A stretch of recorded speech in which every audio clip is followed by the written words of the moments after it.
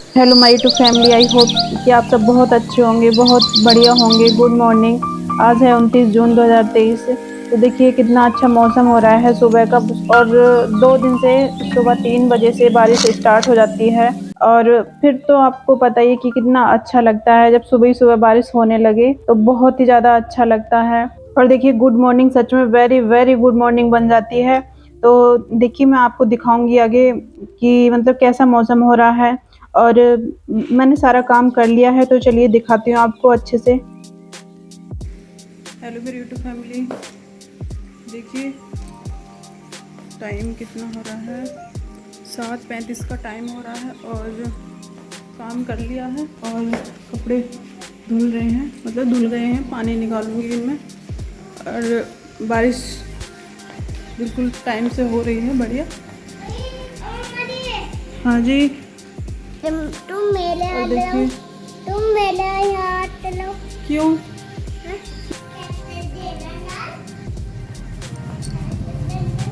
तो देखिए बहुत अच्छा लगता है जिस दिन बारिश हो रही होती है, उस दिन बहुत ही ज़्यादा अच्छा लगता है।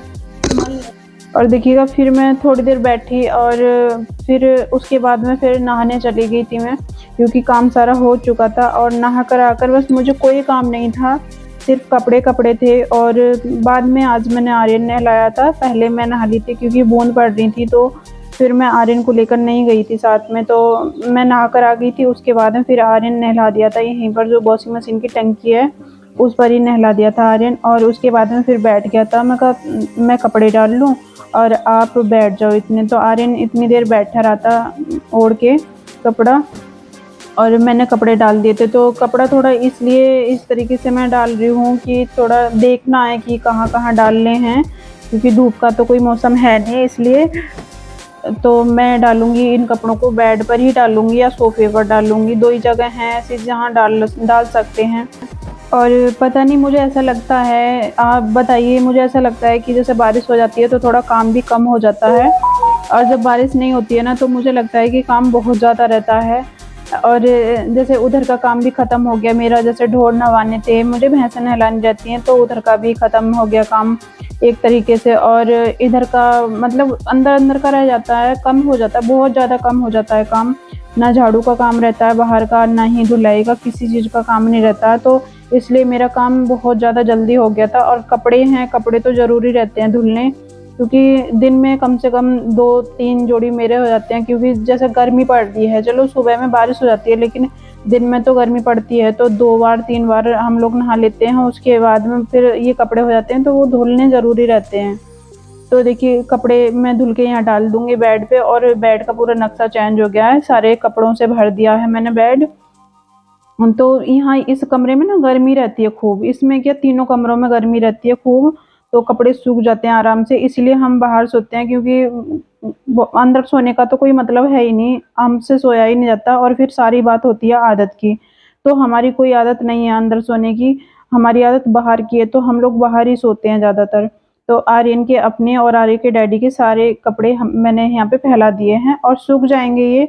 और अगर बाई चांस धूप भी निकली तो मैं फिर धूप में डाल दूंगी। और अगर धूप थोड़ी देर को भी निकले तो चलता है, अगर थोड़ी 5 मिनट के लिए भी निकल आती है ना, तो उसमें सूख जाते हैं, महक नहीं रहती। जय श्री राम।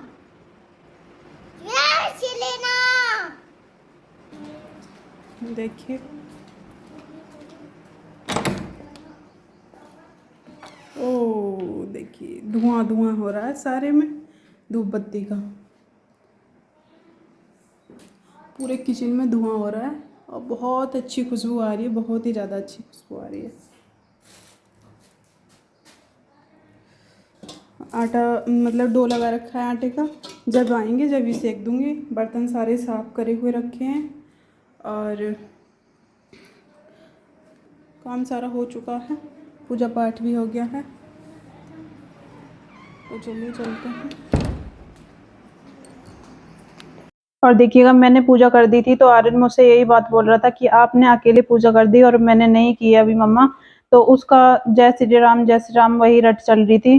तो मैं कपड़े पहना दूंगी, उसके बाद में फिर ये जाएगा पूजा पाठ करने अपनी। तो देखिए, और देखिए एक बार को मैं मिस कर देती हूँ पूजा करनी, लेकिन मेरा आर्यन कभी मिस नहीं करता है, वो हमेशा सुबह शाम पूजा पाठ करता है नियम से। तो ये इसे कपड़े पहना दूंगी, फिर ये चला जाएगा। और इतने आर्य के डैडी भी आ जाएंगे, उनका टाइम हो रहा है आने का। तो प्लीज़ ब्लॉग में लास्ट तक बने रहिएगा और लाइक कमेंट और शेयर ज़रूर करें, सब्सक्राइब कर लीजिएगा, बेल आइकन प्रेस करें, जिससे कि मैं कोई वीडियो अपलोड करूँ वो सबसे पहले आपके पास आए, उसकी नोटिफिकेशन आपको मिले। मैं खाना जब भी बनाऊंगी, मैंने आपको दिखाया था कि आटे का डो लगा रखा है, बिल्कुल तैयार है। तो खाना आर्यन के लिए पराठे बनाऊंगी और आर्य के डैडी के लिए रोटी और अपने लिए रोटियां बनाऊंगी। तो देखिए इतने गुरुजी आ गए थे, तो फिर गुरुजी आ गए, वो बाहर बैठे हुए थे, तो मैं वहीं जा रही थी बाल बांध के। और सच बताऊं ना, तो जैसे कोई संत महात्मा या कोई गुरुजी आते हैं ना, तो मुझे सच में उनकी बात सुनते हुए बहुत अच्छा लगता है, जब वो बहुत अच्छी अच्छी बातें बताते हैं। तो और फिर कि आर्य के डैडी आ गए थे, उन्होंने गोल्टे धो लिए थे, सारा काम कर लिया था अपना उधर का ढोरों की तरफ का। और फिर ये आ गए थे, तो मुझे यही बता रहे थे कि वहां भी जाया कर बेटा मंदिर पर, क्योंकि आपने देखा है कि मैं चामुंडा पर जाती हूँ, लेकिन मंदिर पे जल्दी से जाना नहीं होता है। मंदिर पे ऐसे ही रहता है मेरा, महीने में चली जाती हूँ। आपको दिखाया था उसी टाइम गई थी जिस टाइम मैंने आपको ब्लॉगिंग में दिखाया था। जब से मैं नहीं गई हूँ, तो वही मुझे बता रहे थे गुरुजी की जाया कर, जल चढ़ा के आया कर, क्योंकि थोड़ा सा दूर पड़ता है। तो मुझे जैसे खेत वगैरह पड़ते हैं ना, थोड़ा डर सा लगता है उधर जाते पे। तो फिर बता रहे थे कि जाया करो जरूर, तो मैं कहा ठीक है, जरूर जाया करूंगी अब।